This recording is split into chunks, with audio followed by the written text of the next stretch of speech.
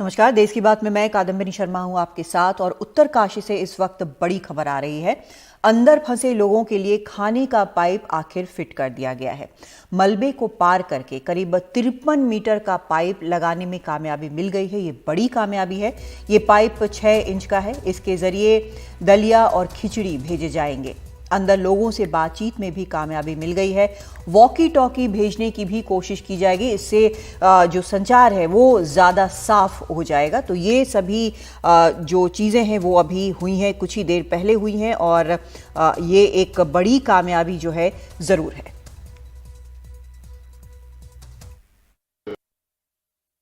ये 6 inch dia की pipe जो है करीब 53 मीटर लंबी है और 53 मीटर पे जाके हमको ब्रेक थ्रू मिला है। और इससे अब जो आपको सुविधा मिलेगी, एक तो अल्टरनेट फूड लाइफलाइन जो हम कह रहे हैं वो होगा, ऑक्सीजन एंड फूड दोनों हम भेज सकते हैं, और बड़े तरह के फ्रूट जिसमें न्यूट्रिशन ज्यादा हो वैसी चीजें हम इसमें भेज पाए। दीपक कुमार करके एक हमारे भाई अंदर फंसे हुए हैं, उनके मामा जी हमारे साथ थे। जैसे ही ये ब्रेक थ्रू मिला हमने उनको लाइव बात कराई है, और उनने आके फिर मैंने बोला कि आप मुझे बताइएगा क्या आपने देखा है, क्या बात किया है। तो उन्होंने बोला कि उन्होंने बताया मुझे कि वो बहुत सुरक्षित है, सब सही है, और अंदर में उनके खुशी का माहौल है कि हम ये ब्रेक थ्रू मिल चुके। और इस पर और जानकारी के लिए हम सीधा चलते हैं हमारे सहयोगी किशोर रावत के पास। लगातार इस पर नजर रखे हुए हैं किशोर, एक बड़ी कामयाबी इसे समझा जाए। कम से कम एक साफ संचार लाइन है, खाने के लिए ज्यादा कुछ भेजा जा सकता है, तो इसमें एक सर्वाइवल के चांसेस जो है काफी बढ़ गए हैं, ये समझें। बिल्कुल, ये सबसे बड़ी खबर यही है कि जिस तरीके से वो लोगों से संपर्क नहीं हो पा रहा था, और एक लंबे समय बाद जिस तरीके से एक 6 इंच का पाइप अंदर पहुंचता है, और वो एक बड़ी कामयाबी है, क्योंकि इसके माध्यम से उनको कई चीजें पता लग जाएंगी कि उसकी गहराई कितनी है। उस चीज से ये पता लग जाएगा कि वाकई में वो लोग कैसे हैं। खाने की सप्लाई अच्छी हो जाएगी, और खाने की सप्लाई में जिस तरीके से सामने कई चीजें आ जाएंगी, तो ये चीजें काफी मायने रखती है, और उनके लिए काफी बड़ी ये एक सफलता है। और जाहिर सी बात है, इस सफलता से वो कहीं ना कहीं और उनको कॉन्फिडेंस आ जाएगा कि किस तेजी से वहां पर वो ड्रिल करे।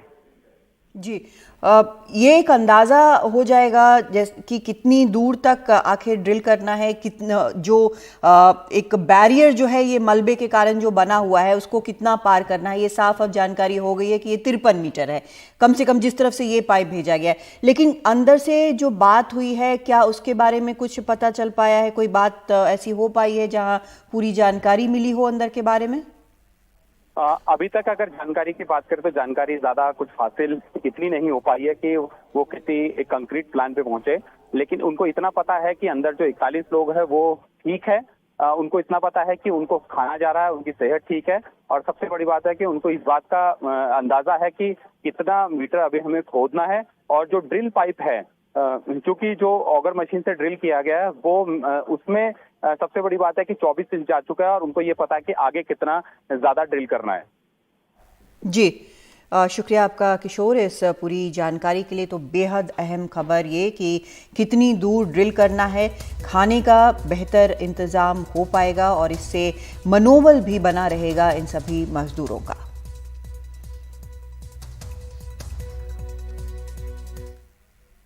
तो एक बार फिर से आपको बता देते हैं कि ये है क्या। असल में उत्तराखंड के उत्तरकाशी में सिलक्यारा सुरंग जो बन रही थी, उसमें 41 मजदूर जो फंसे हुए हैं उन्हें सुरक्षित बाहर निकालने के लिए सारी कोशिशें 9 दिन से चल चुकी हैं। लेकिन 9 दिन लंबा वक्त होता है। उन्हें बाहर निकालने के लिए अब तक जितने भी तरीके आजमाए गए हैं, इनमें कोई भी कामयाब नहीं हो पाया है। इस बीच प्रधानमंत्री नरेंद्र मोदी ने मुख्यमंत्री पुष्कर सिंह धामी से फोन पर बात कर राहत बचाव कार्यों के बारे में जानकारी ली है।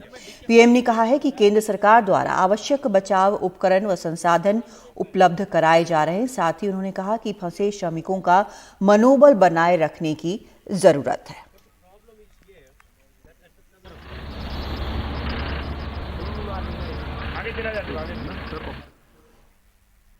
और क्या है पूरा ये सब कुछ कैसे चला, क्यों इतना वक्त लगा, क्या है आगे का प्लान, इस सब के बारे में हमारे 2 सहयोगी लगातार वहां मौजूद हैं और एक एक पल का हिसाब वहां से देख रहे हैं। वो आपको जानकारी देंगे, किशोर रावत और मोहम्मद गजाली।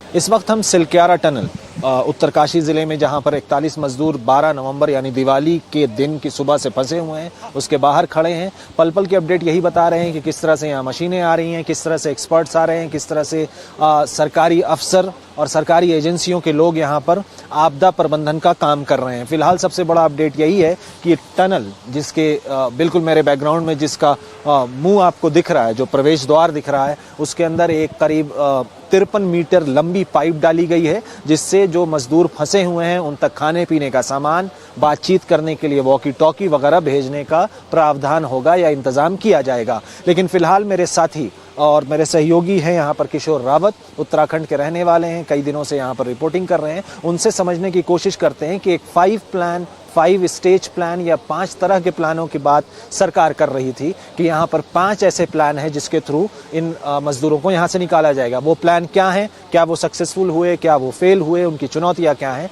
ये अगली आवाज़ आप सुनेंगे, वो किशोर साहब की सुनेंगे। किशोर, सबसे पहले प्लान के बारे में बताएं और साथ ही साथ बताते चलें कि उसमें चुनौतियाँ क्या हैं। देखिए, पहला प्लान है ऑगर मशीन, जो अमेरिकन ऑगर मशीन है वो ड्रिल करेगी। अब ये भी पता लग गया है कि वो कितने मीटर है, क्योंकि एक फुट पाइप चला गया 6 इंच का।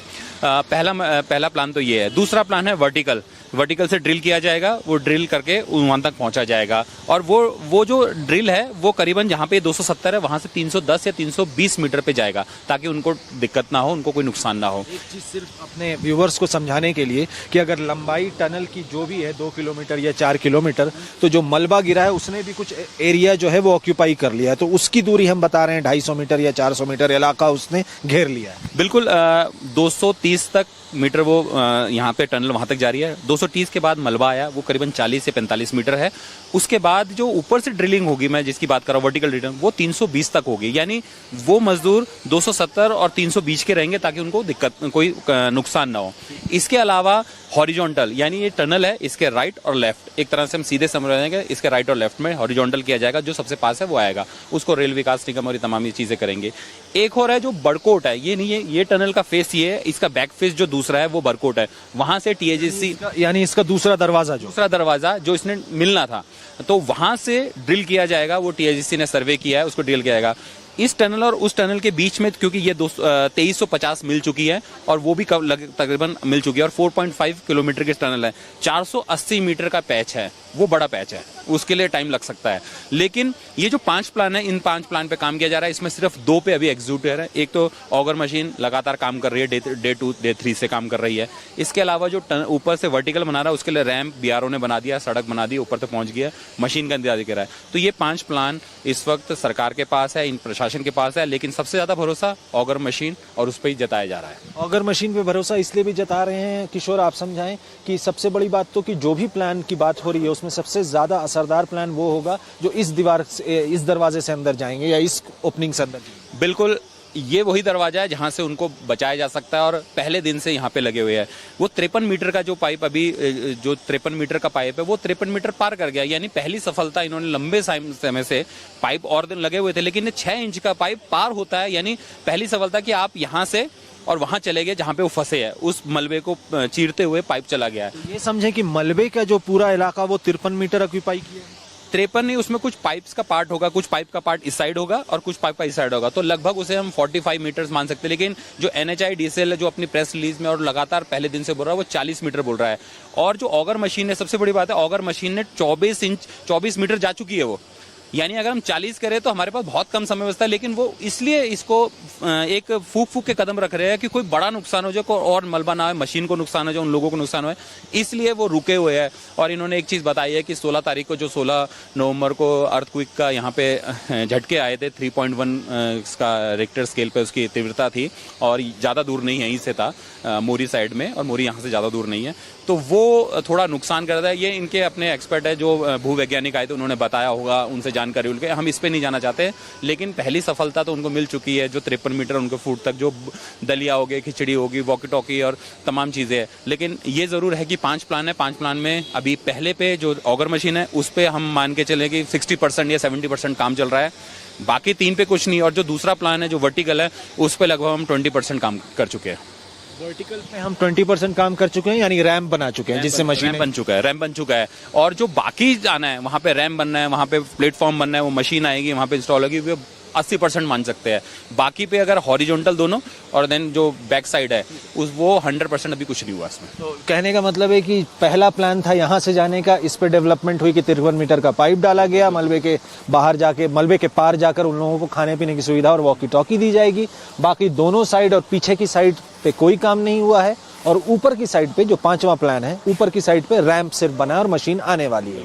तो किशोर बड़े अच्छे से समझा गए कि क्या क्या यहाँ पर हुआ है फिलहाल और क्या स्थिति बनी हुई है। सबसे बड़ा ब्रेक थ्रू या सबसे बड़ा अपडेट यही है कि 53 मीटर के पाइप के थ्रू खाने पीने का सामान और उनसे बातचीत भी की जा सकेगी। जो मजदूर अंदर हैं वो अधिकारियों के साथ बातचीत कर सकेंगे। उसी पाइप के थ्रू जो है वॉकी टॉकी भी भेजा जाएगा, जिससे कंटिन्यूअस उनके साथ संपर्क बना रहे। उत्तराखंड से अपने सहयोगी किशोर रावत के साथ और कैमरा पर्सन प्रेम सिंह के साथ मोहम्मद गजाली, एनडीटीवी इंडिया। तो तस्वीर बड़ी साफ हो गई है कि वहां पर क्या हो रहा है, क्या करना बाकी है। और अब आपको लिए चलते हैं हम बीकानेर में। पीएम मोदी का रोड शो चल रहा है और रोड शो में उमड़ी है भारी भीड़। राजस्थान में विधानसभा चुनावों के लिए बीजेपी ने पूरी ताकत लगा रखी है और इसीलिए यहाँ पर आप पीएम का रोड शो जो है वो बीकानेर में देख रहे हैं।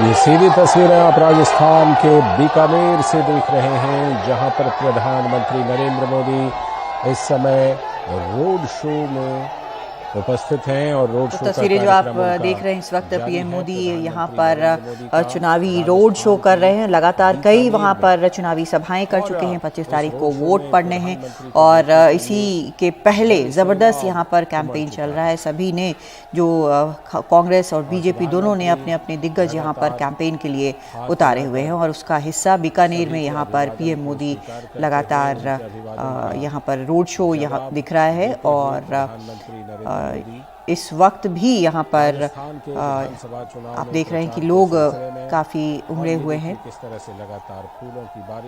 अलग अलग जगहों पर हमने रैलियां भी देखी हैं। पीएम ने जमकर कांग्रेस पर वार किया है, कई तरह के आरोप लगाए हैं। दूसरी तरफ कांग्रेस भी यही कर रही है।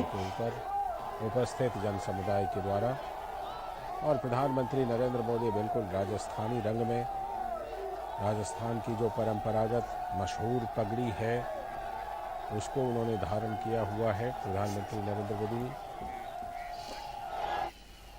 चलिए, तो ये चुनावी प्रचार जो है वो चलेगा जब तक का चुनाव खत्म नहीं होते हैं। बात करते हैं हम पंजाब की, जहां पर पराली जलाने के मामलों में पिछले 2 दिनों में काफ़ी कमी आई है। राज्य के स्पेशल डीजीपी कानून और व्यवस्था ने ये दावा किया है। पंजाब पुलिस के मुताबिक पराली जलाने को लेकर 932 एफआईआर दर्ज की गई हैं।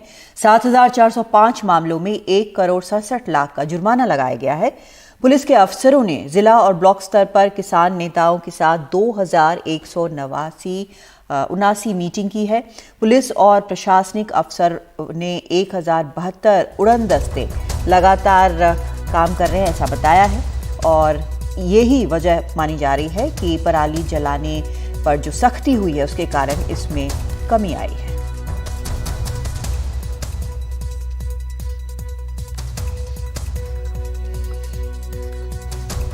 तो दिल्ली में फिलहाल क्या हाल है? दिल्ली में फिलहाल हवा का स्तर वेरी पुअर कैटेगरी में है, जो मौसम में बदलाव के बाद हो सकता है कि वापस सीवियर कैटेगरी में पहुंच जाए जैसे पहले था।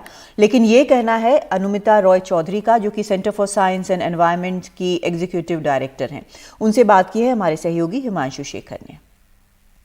पंजाब में पराली जलाने की घटनाओं में कुछ कमी आई है। पुलिस ने बड़े स्तर पर कार्रवाई की है, लेकिन इसके बाद भी 1300 के आसपास कल पराली जलाने की घटनाएं दर्ज की गई हैं। मेरे साथ अनुमिता हैं, executive director centre for science and environment.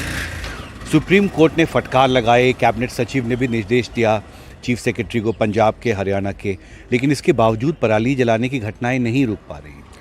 देखिए, पूरा रोकना जो ज़रूरी है पर ये हो नहीं पा रहा, और ये एक ही कारण है कि हमारे पास समाधान है, पर समाधान को एकदम बहुत बड़े पैमाने में स्केल पे उसको इम्प्लीमेंट करना, ताकि आप हर फार्मर, हर किसान के पास आप पहुँचे समय पर, वो बहुत ज़रूरी है।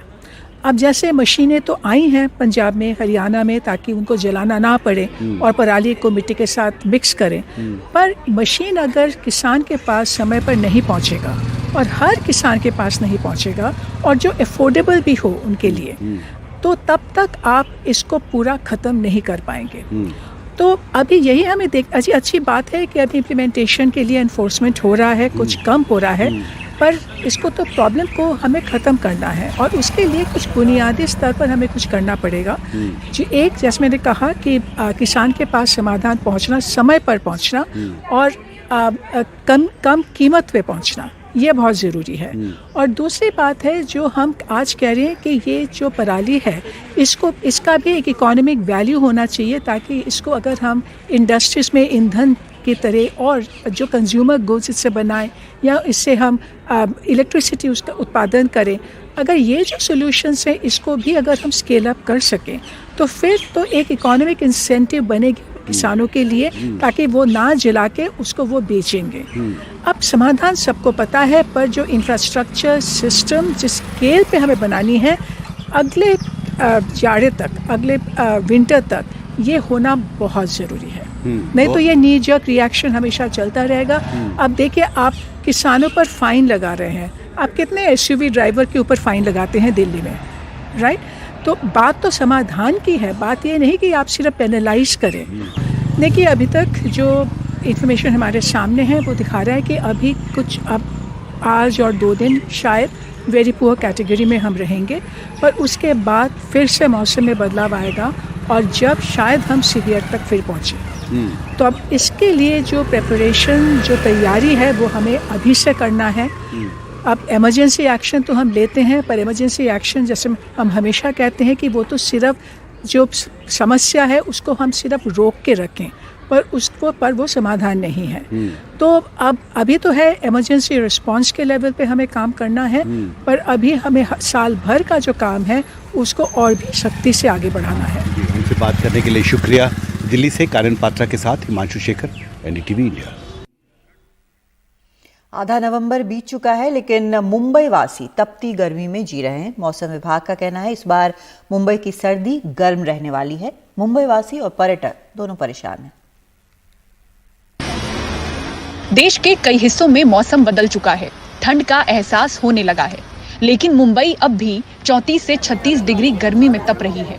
आधा नवंबर बीत जाने के बाद भी सूरज के तेवर गर्म दिख रहे हैं और दोपहर में गर्मी का एहसास हो रहा है। मुंबईकरों के साथ पर्यटक भी परेशान हैं। बहुत गर्मी है, पोल्यूशन की वजह से बहुत ह्यूमिडिटी बढ़ गया है, इसकी वजह से बहुत गर्मी है। तो कभी इससे पहले कभी इस तरह का कभी नहीं, ऐसे कभी नहीं हुआ। नवंबर के समय कैसा होता था? नवंबर का समय का वेदर ठंडा होता था, प्लेजेंट होता था, पर अभी ऐसा नहीं हो रहा है।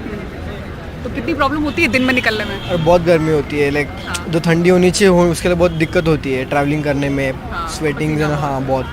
आप क्या बोलोगे? आपको भी लग रहा है कि गर्मी बढ़ी हुई है? हाँ, गर्मी तो बढ़ी है यहाँ पे पहले से।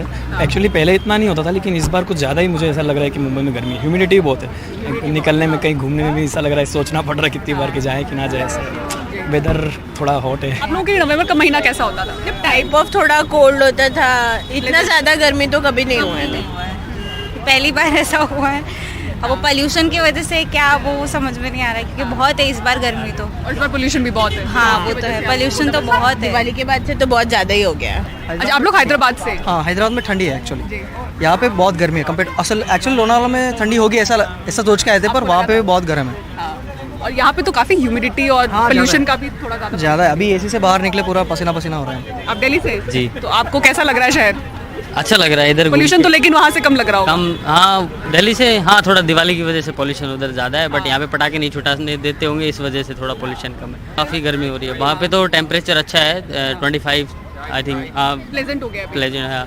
सो यहाँ पे तो बहुत ज़्यादा गर्मी है, बट अच्छा है। बॉम्बे शहर अच्छा है, फर्स्ट टाइम विजिट है मेरा, तो हाँ फर्स्ट टाइम आया। अलग लग रहा है कि नवंबर में भी गर्मी का एहसास हो रहा है शहर में? नहीं, इधर तो गर्मी, हाँ गर्मी का एहसास हो रहा है। जैसे ही गुजरात क्रॉस किया, गर्मी है। मुंबई में औसत अधिकतम तापमान सामान्य से ज्यादा है। आईएमडी मुंबई के निदेशक सुनील कामले की माने तो इस बार शहर में सर्दी थोड़ी गर्म रहने वाली है। हमारा फोरकास्ट है नवंबर महीने के लिए, जो मिनिमम टेम्परेचर है वो थोड़ा सा अबव नॉर्मल रहने वाला है। तो जो हम लोग सोचते थे कि थोड़ी सी ठंड पड़ेगी तो थोड़ी ठंड कम पड़ने की संभावना है। आप जानते होंगे कि लास्ट 12 तारीख से बे ऑफ बंगाल में एक साइक्लोन फॉर्मेशन हुआ था। वो साइक्लोन फॉर्मेशन होने के कारण, मॉइस्चर इनकर्शन होने के कारण टेम्परेचर में थोड़ी सी बढ़ोतरी होती है और ये बढ़ोतरी अभी 2-3 दिन तक रहेगी। और जो मिनिमम टेम्परेचर है, जो हमारे महाराष्ट्र में मिनिमम टेम्परेचर है, आने वाले 2-3 दिन के बाद 2 से 3 डिग्री ड्रॉप होने की संभावना है। पश्चिमी प्रशांत क्षेत्र उतना ठंडा नहीं हुआ है जितना होना चाहिए था। अरब सागर गर्म है, हवा के बदलाव में पूर्वोत्तर भागों में ठंडी हवा आ रही है। हालांकि अरब सागर से आने वाली गर्म हवाओं के कारण मुंबई पर इसका खास प्रभाव नहीं पड़ रहा है, इसलिए शहर में उमस बनी हुई है। स्काईमेट के मौसम वैज्ञानिक डॉक्टर महेश पलावट इसे क्लाइमेट चेंज का असर बता रहे हैं। उत्तर भारत और मध्य भारत में भी कभी कभी वेस्टर्न डिस्टर्बेंस के प्रभाव से बारिश हो जाती थी, जिससे कि तापमान गिरते थे। तो इस तरह का कोई भी एपिसोड अभी तक दिखाई नहीं दिया है। तो इसको हम क्लाइमेट चेंज से जोड़ करके भी देख सकते हैं कि पिछले साल भी हमने देखा था कि दिसंबर तक बड़े वेस्टर्न डिस्टर्बेंस नहीं आए थे, पहाड़ों पर हैवी स्नोफॉल नहीं हुआ था और जो सर्दियां थी वो डिले हुई थी और जो दिसंबर का महीना था, नवंबर का महीना था, वो काफी ज्यादा गर्म निकला था। तो इस बार भी ऐसा ही प्रतीत हो रहा है कि जो सर्दी है वो डिले हो जाएगी और ये अभी जो वेस्टर्न डिस्टर्बेंस है वो मंथ के एंड में आने की संभावना है। मुंबई ने इस बार मौसम की मार खूब झेली है। बेमौसम बारिश, ओले, भीषण गर्मी, बरसात में बारिश की कमी, लंबे समय तक प्रदूषित हवा और सर्द में गर्मी का एहसास। सिलसिला अभी थमा नहीं है। मुंबई से कैमरामैन अमित पवार के साथ पूजा भारद्वाज, एनडीटीवी इंडिया।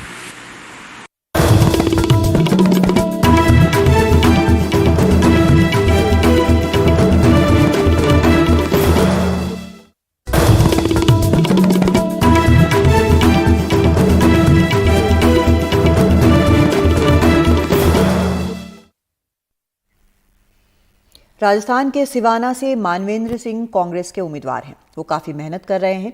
उनके बारे में क्या राय है लोगों की, जानने की कोशिश की सिकता देव ने।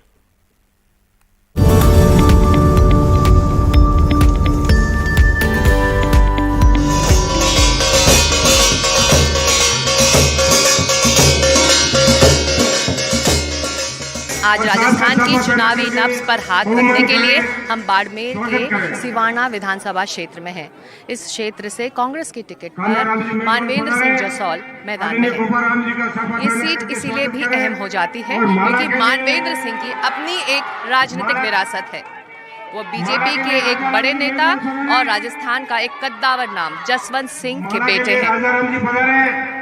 मानवेंद्र सिंह कांग्रेस की टिकट पर हालांकि चुनाव लड़ रहे हैं, लेकिन उनकी राजनीतिक सफर की शुरुआत बीजेपी से ही हुई थी। वो बीजेपी की टिकट पर एक बार सांसद चुने गए और एक बार विधायक।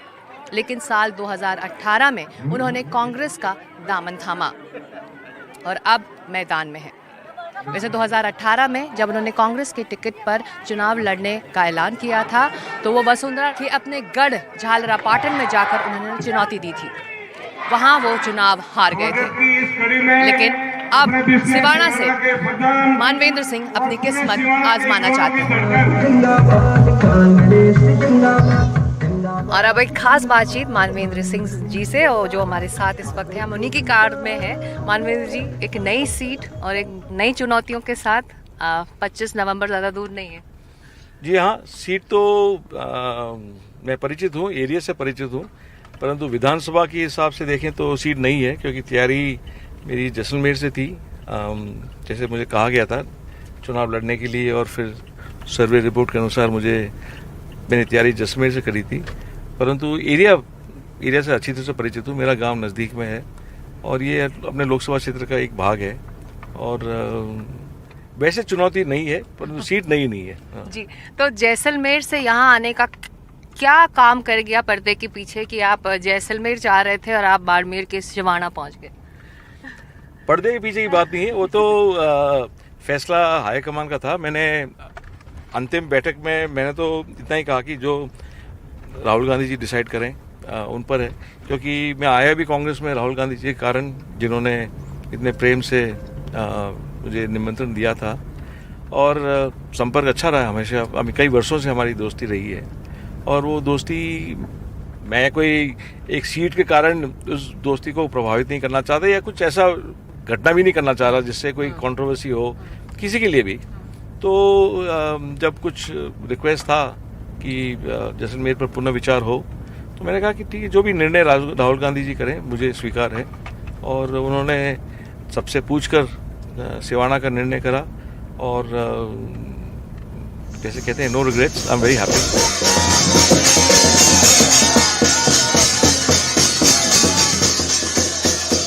जब एक उम्मीदवार चुनावी मैदान में उतरता है तो उसके घर वालों को भी इस रण में जुड़ना पड़ता है। जहां एक तरफ मानवेंद्र सिंह अपनी जनसभाएं कर रहे हैं, वहीं दूसरी तरफ उनकी पत्नी चित्रा सिंह घर घर जाकर लोगों से वोट की अपील कर रही हैं।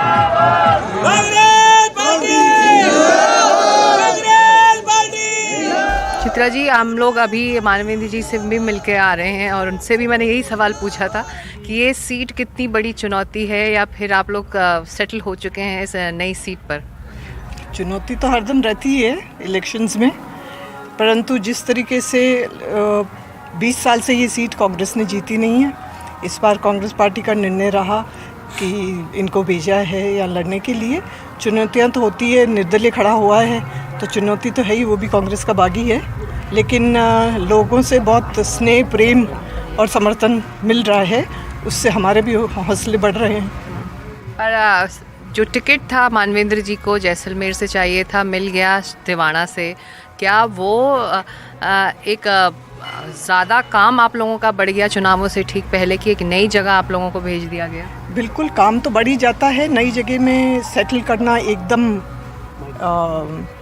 आके लास्ट मिनट पे अनाउंस हुआ, परंतु हमें दिक्कत नहीं आई क्योंकि सभी कांग्रेस के कार्यकर्ता उन्हें मिलजुल के हमें सेटल होने के लिए बहुत मदद करी और बहुत ही हमें अच्छा स्वागत, अभिनंदन करा और अपनायत मिली। और ये क्षेत्र मालानी का क्षेत्र है और मालानी देश तो हम लोगों का है ही। जसोल दूर नहीं है, 30 किलोमीटर सिवाना से है, तो नया क्षेत्र तो है नहीं। लोकसभा का पहले भी ये एक सेगमेंट रहा, विधानसभा सेगमेंट लोकसभा के अंदर, तो 4 बार हमारी फैमिली ने यहाँ से लोकसभा लड़ा है, तो यहाँ तो आते जाते रहे हैं हम, नए तो है नहीं।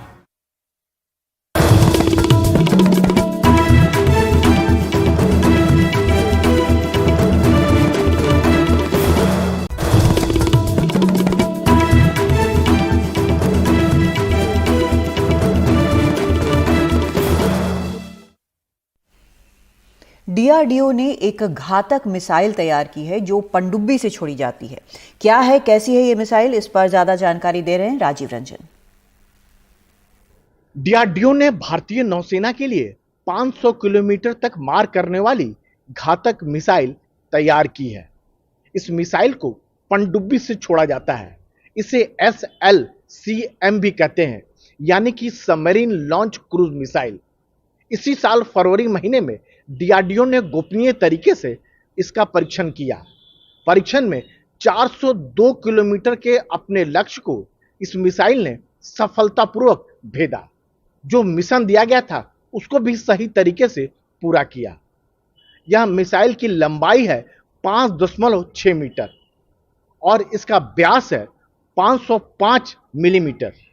वजन की बात करें तो वजन है 975 किलो और स्पीड है 0.7 मैक, यानी कि 864 किलोमीटर प्रति घंटा। यह मिसाइल 2 वेरिएंट में बनेगा, यानी इससे जो है जमीन पर आप हमला कर सकते हैं और दूसरा वेरिएंट है एंटी शिप मिसाइल। और सबसे बड़ी बात है कि यह मिसाइल जो है आपको पनडुब्बी से छोड़ा जाता है, टारपीडो युक्त है। माना जाता है कि टारपीडो से छोड़ा जाने वाला यह दुनिया का इकलौता मिसाइल है जिसकी रेंज करीब 500 किलोमीटर है। फिलहाल इसकी रेंज है 402 किलोमीटर, लेकिन जरूरत पड़ने पर इसकी रेंज को बढ़ाया भी जा सकता है। और सबसे बड़ी बात, जब पनडुब्बी से जो मिसाइल जो लगे, जो हमला करता है, तो दुश्मन को पता भी नहीं लगता कि कहां से मिसाइल आ रहा है। एक तो वैसे भी पनडुब्बी को ट्रैक करना मुश्किल है और पनडुब्बी के अंदर अगर टारपीडो से कोई मिसाइल से अगर फायर होता है तो उसे ट्रैक करना और भी ज्यादा मुश्किल है।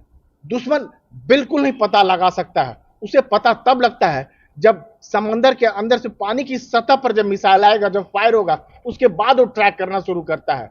लेकिन उसके बाद तब तक तो है यह मिसाइल जो है अपना जो टारगेट दिया जाता है उसे अचीव कर लिया जाता है। दुनिया में बहुत कम ऐसे देश हैं जिसके पास इस तरह की तकनीक है कि जो पनडुब्बी से छोड़े जाने वाले मिसाइल को तैयार कर सकता है। भारत न केवल पनडुब्बी से छोड़े जाने वाला मिसाइल जो है तैयार करता है, बल्कि पनडुब्बी बनाता है। भारत ने परमाणु से चलने वाला अरिहंत बनाया है जो समंदर में गश्त लगा रहा है। इसके अलावा भारत के पास करीब 16 जो है पनडुब्बी है। तो अब दुश्मन के कोई भी देश समंदर के अंदर से या फिर समंदर के रास्ते कोई भी हरकत करना चाहेगा तो 10 बार सोचेगा, क्योंकि भारत के पास अब जो है समंदर के अंदर यानी पनडुब्बी से मार करने वाले ऐसे मिसाइल हैं जिसका जो टारगेट दिया जाता है उस टारगेट को 100% अचीव कर लेता है। यानी इसका निशाना जो है पूरी तरह सटीक है। चाहे शिप पर हमला करना हो या कोई भी टारगेट दीजिए, बंकर दीजिए, कोई भी इंस्टॉलेशन जमीन पर दीजिए, सबको ये तबाह कर पाने में सक्षम है। इससे नौसेना की मारक क्षमता भी बढ़ जाएगी और भारतीय नौसेना का हिंद महासागर में दबदबा भी। तो दबदबा आर्थिक तौर पर भी बढ़ना चाहिए। इस हफ्ते 7,000 करोड़ के आईपीओ आ रहे हैं। इस पर और जानकारी दे रही हैं साक्षी बजाज। भारत के स्टॉक मार्केट्स के लिए काफ़ी ही इंटरेस्टिंग समय है, क्योंकि इस हफ्ते 5 कंपनियां जो हैं वो इनिशियल पब्लिक ऑफरिंग या फिर आईपीओ जिसे कहा जाता है वो लेके आ रही हैं। तो ये 5 कंपनियां कौन सी हैं? Tata technologies, Indian renewable energy development agency, Fed bank financial services, Flair writing industries और गंधार ऑयल रिफाइनरी इंडिया। अब जो लोग ये सोच रहे हैं कि इनिशियल पब्लिक ऑफरिंग या फिर आईपीओ प्रोसेस आखिर क्या होता है, तो ये प्रोसेस ये होता है जहाँ पे देखिए प्राइवेट कंपनियाँ जो हैं अपनी जो शेयर्स होती हैं वो बेचते हैं पब्लिक को, और जैसा कि हमें पता है फिर इक्विटी कैपिटल जो है रेज होता है पब्लिक इन्वेस्टर्स से, और एक तरह से प्राइवेट कंपनी जो होती है वो फिर पब्लिक बन जाती है। अब याद रखिए ये आईपीओस काफ़ी इंटरेस्टिंग इसीलिए माने जा रहे हैं क्योंकि एक्सपर्ट्स के अनुसार देखिए ये हर सेक्टर्स में है, फाइनेंशियल, टेक्नोलॉजी, स्पेशलिटी ऑयल्स और ग्रीन एनर्जी में भी हैं। और जहाँ तक टाटा टेक्नोलॉजीज का जो आईपीओ है उसका सवाल है, तो एक्सपर्ट्स के अनुसार याद रखिए ये भी काफ़ी इंटरेस्टिंग इसीलिए है क्योंकि टाटा ग्रुप की तरफ से ये 20 साल से भी ज़्यादा में जो है पहला आईपीओ है।